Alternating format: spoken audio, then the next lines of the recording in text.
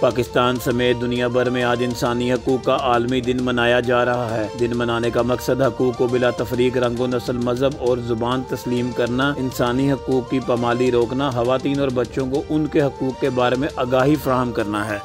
لوگوں کو ان کے حقوق سے محروم کرنا گویا ان کے انسان ہونے کی نفی کرنا ہے۔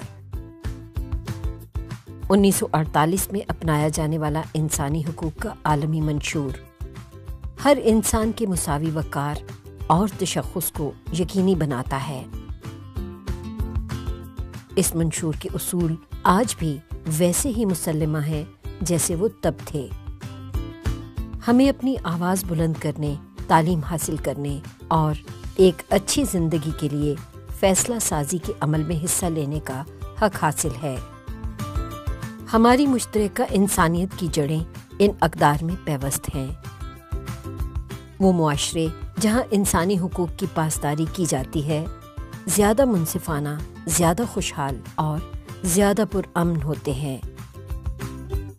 گزشتہ 70 برس میں انسانی حقوق کے عالمی منشور نے ان گنت افراد کو آزادی اور انسانی مساوات کے حصول میں مدد دی ہے اور بے شمار مشکلات کی روک تھام کی ہے، مگر ابھی اس خواب کی تکمیل پوری طرح نہیں ہو سکی۔ آج دنیا جس راہ پر چل پڑی ہے اس نے ہم میں سے بہت سوں کو خوفزدہ کر دیا ہے۔ انسانی اقدار خطرے کا شکار ہیں۔ عدم مساوات، غربت، نسلی امتیاز، تنازعات، موسمیاتی تبدیلی اور دیگر کئی مسائل ہمیں گھور رہے ہیں۔ ایسے میں لازمی ہے کہ ہم اب ایک لکیر کھینچیں اور اپنے اور دوسروں کے حقوق کے لیے اٹھ کھڑے ہوں۔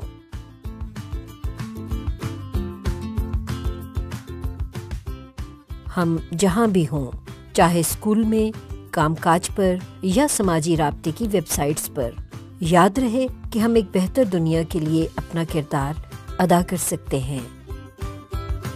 آئیے ہر روز اور ہر جگہ انسانی حقوق اور انسانیت کے مشترکہ رشتے کے لیے اٹھ کھڑے ہوں۔